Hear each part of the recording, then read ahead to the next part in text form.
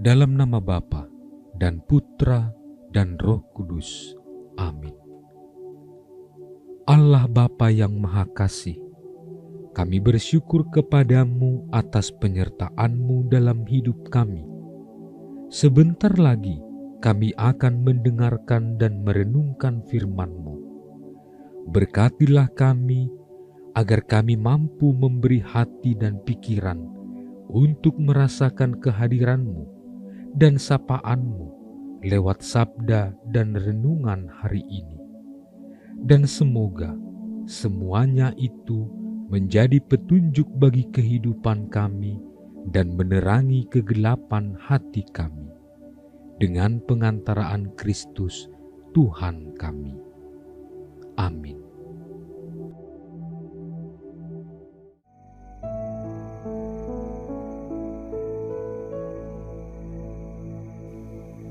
Sekali peristiwa, Yesus bersabda kepada murid-murid-Nya, "Hati-hatilah dan berjaga-jagalah, sebab kamu tidak tahu kapan saatnya tiba."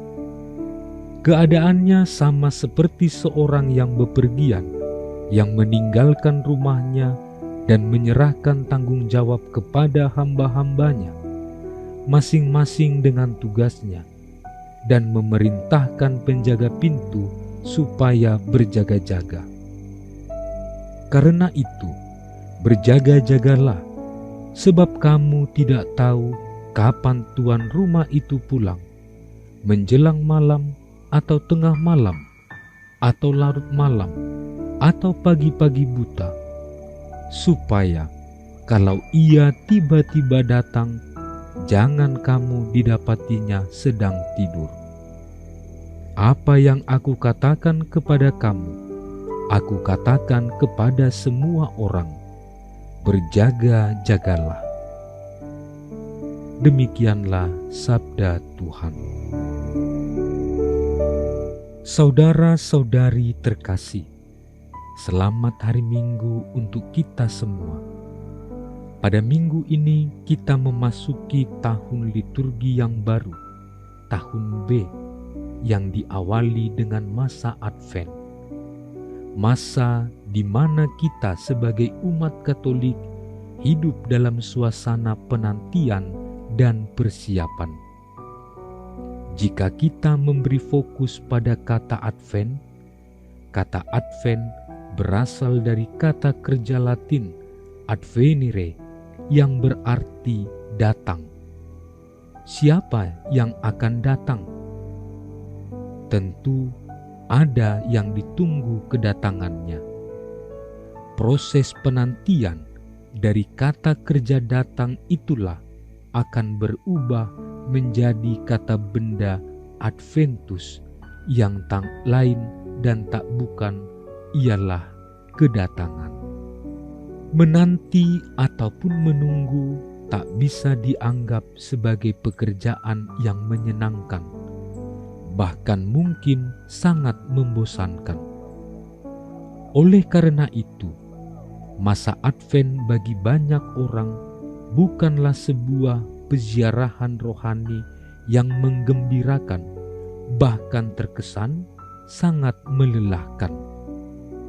Akan tetapi, gereja menerjemahkan masa Advent sebagai kesempatan berahmat bagi kita, supaya berbenah diri secara total, sekaligus mengintensifkan penghayatan akan misteri keselamatan yang ditawarkan oleh Allah. Saudara-saudari terkasih, tak jarang kita menodai masa Advent dengan berbagai pesta dan perayaan. Itu pertanda bahwa kita tergesa-gesa menghendaki pesta tanpa persiapan yang memadai, dan menjadikan Advent seperti sebuah sandiwara. Bila orang merayakan Natal dalam masa Advent, lalu kembali lagi ke masa Advent untuk mempersiapkan diri bagi perayaan Natal, itu sama halnya kita menjungkir balikkan urutan-urutan logis dan kronologis tahap-tahap sejarah keselamatan yang dipanggungkan dalam tahun liturgi.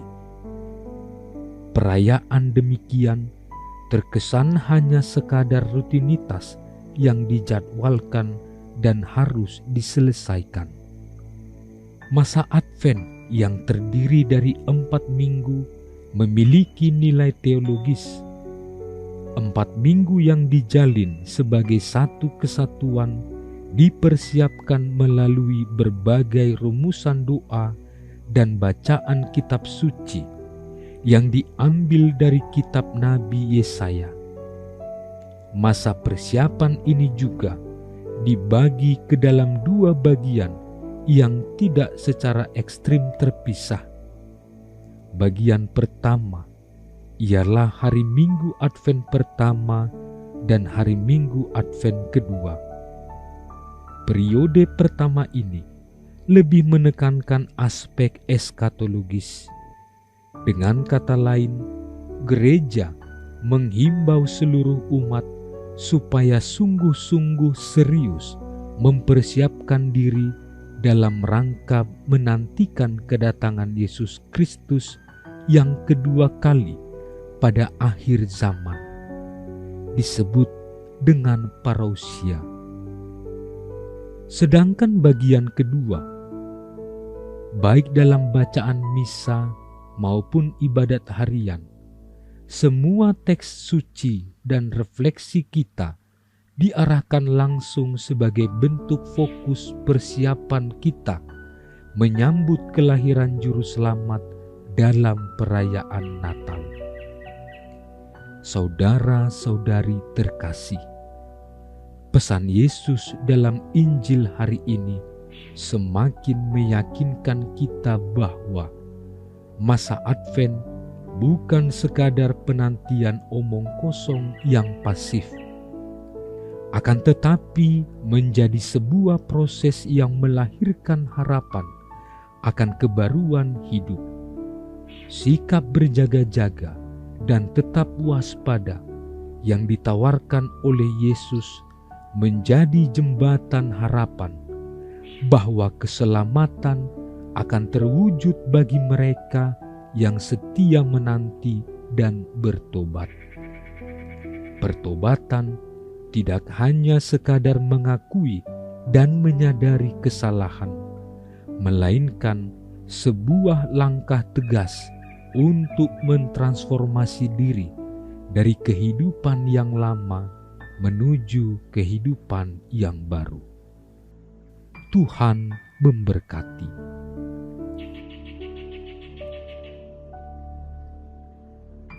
Allah Maha Kasih, Engkau tampak begitu jauh, meskipun sebenarnya sangat dekat dengan kami. Kami mohon, bukalah hati kami, agar dapat mengenal kehadiran-Mu dalam diri Putra-Mu Yesus Kristus, sehingga kami sungguh-sungguh serius untuk mempersiapkan dan menyambut kedatangan Putra-Mu. Engkau kami puji dan muliakan, kini dan sepanjang segala masa. Amin. Allah Tritunggal Maha Kudus, Bapa, Putra, dan Roh Kudus, Engkaulah Allah Esa yang Maha Kuasa dan Maha Rahim. Kami puji dan muliakan Dikau. Di tahun komunitas basis ini, dengan sepenuh hati, kami mengagungkan Dikau, karena Engkaulah sumber, dasar, dan model sempurna kesatuan kami dengan Dikau, sesama dan alam ciptaan.